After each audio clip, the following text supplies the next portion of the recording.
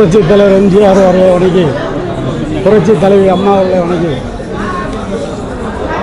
இன்று முதல் படை வீடு, 60 வீடுகளில் முதல் படை வீடு அருள்மிகு சுப்பிரமணிய சாமி திருக்கோயில் திருப்பரங்குன்றத்தில் ஜல்லிக்கட்டு நாயகன் கழக ஒருங்கிணைப்பாளர், தர்மயுத்தத்தின் தலைவர், தர்மத்தாயின் தலைமையாக வருங்கால முதலமைச்சராக விளங்கிக் கொண்டிருக்கும் அண்ணன் ஓபிஎஸ் அவர்களின் 73வது பிறந்தநாள் விழாவை முன்னிட்டு இங்கே அருள்மிகு சுப்பிரமணிய சாமி திருக்கோயிலில் அம்பாளும் முருகனும் எழுந்தருளில் உள்ள அந்த தங்க தேரை படம் பிடித்து இழுத்து அர்ச்சனை செய்து பாலாபிஷேகம் செய்து அண்ணன் ஓபிஎஸ் அவர்களுக்கு அங்கே சிறப்பு ஆராதனை செய்யப்பட்டது. அந்த அடிப்படையில் மதுரை புறநகர் தெற்கு மாவட்ட கழகத்தின் நிர்வாகிகளும், மதுரை புறநகர் வடக்கு மாநகர் மாவட்ட நிர்வாகிகளும் இங்கே வருகின்ற அருள்மிகு சுப்பிரமணிய சாமி தெய்வானியின் அந்த தங்க தேரை இழுத்து அண்ணன் அவர்களுக்கு சிறப்பு வழிபாடு செய்தோம்.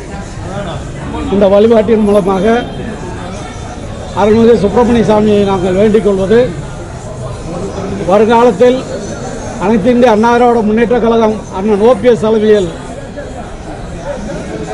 2024 நாடாளுமன்ற பொதுத் தேர்தலாக இருந்தாலும் 2026 சட்டமன்ற பொதுத் தேர்தலாக இருந்தாலும் அருமையண்ணன் ஓபிஎஸ் அவர்களுக்கு மிகப்பெரிய வெற்றியை தேடித்தர நாங்கள் எல்லாம் வல்ல முருகன் அவர்களை வேண்டியிருக்கிறோம்.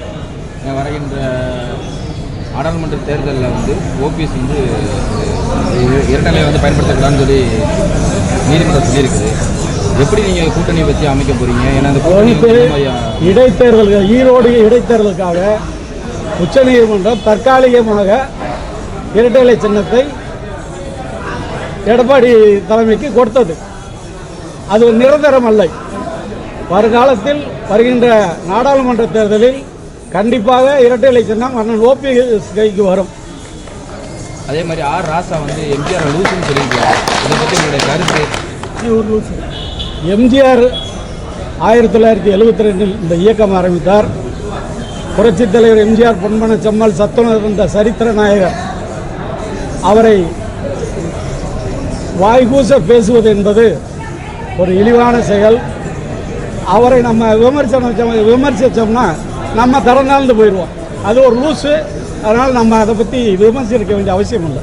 தொடர் தோல்வி, அதாவது உச்சநீதிமன்றம் ஆண்டு காலம் அதிமுக தமிழ்நாட்டில் ஆட்சியில் இருந்தது. எடப்பாடி பழனிசாமி முதலமைச்சராக இருந்தார். அப்பொழுது 8 தோல்வியை சந்தித்தார்.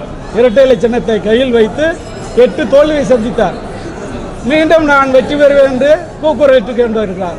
ஆனால் அண்ணன் ஓபிஎஸ்க்கு கண்டிப்பாக தர்மத்தின் வாழ்வுதானை சூதுகம்மம், தர்மமே மீண்டும் வெல்லும் என்று உச்சநீதிமன்றம் கண்டிப்பாக அண்ணன் அவர்களுக்கு ஒரு வெற்றியை தரும். அதில் எந்த மாற்றமும் இல்லை. இணைந்து செயல்பட தயாராக இருக்கீங்க? அதாவது துரோக செயலை புரிந்தவர் எடப்பாடி பழனிசாமி. குருத்துரோகம் செய்தவர். குருத்துரோகம்னா புரட்சி தலைவி அம்மா அவர்கள் தான் நிரந்தர பொதுச் செயலாளர் என்று பொதுக்குழுவிலே தீர்மானம் போட்டுவிட்டு இப்பொழுது நான் தான் பொதுச் செயலாளர் என்று தீர்மானம் போடுறேன். அது குருத்துரோகம் இல்லையா? அது மட்டுமல்ல, சின்னம்மாவின் காலில் விழுந்து தவழ்ந்து சென்று காலை பிடிச்சு முதலமைச்சரான பிறகு அந்த சின்னம்மாவே சூரியனை பார்த்து நாய் உழைக்குது என்று சொல்ற அந்த துரோகி பழனிசாமி அவருக்கு நாங்கள் பதில் சொல்ல வேண்டிய அவசியம் இல்லை. அவரை விட்டுட்டு மற்ற நிர்வாகிகள் வந்தாங்கன்னா அண்ணன் ஓபிஎஸ் தலைமை ஏற்றுக்குவார்.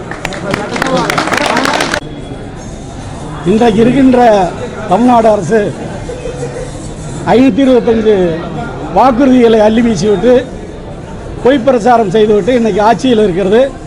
அந்த 525 திட்டங்களையுமே முழுமையாக நிறைவேற்றப்படவில்லை. சொல்லுவதென்று செய்வதென்றாக இருக்கிறது. புரட்சித் தலைவர் அம்மா ஆட்சியில் ரேஷன் கார்டுகளுக்கெல்லாம் 2500 வழங்கப்படும் என்று சொன்னால் எல்லோருக்கும் வழங்கப்பட்டது. அரசு ஊழியராக இருந்தாலும் சரி, ஆண்டியாக இருந்தாலும் அரசனாக இருந்தாலும் வழங்கப்பட்டது. ஆனால் இவர்கள் நாங்கள் 1000 ரூபாய் மகளிர் உரிமை தொகை தருவோம் என்று கூறினார்கள் அனைத்து குடும்பத்தார்களுக்கும். ஆனால் இன்னைக்கு என்ன நிலைமை? மக்கள் அதை ஏற்றுக்கொள்ளவில்லை.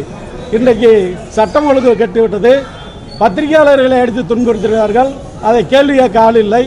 இதுதான் இப்பொழுதில்லை, என்றைக்கெல்லாம் திராவிட முன்னேற்ற கழக அரசு ஆட்சிக்கு வருகின்றதோ அப்பொழுதெல்லாம் கொலை, கொள்ளை, வன்முறை, கற்பழிப்பு இதெல்லாம் தாண்டவம் ஆடும் என்பதுதான் நிதர்சனமான உண்மை.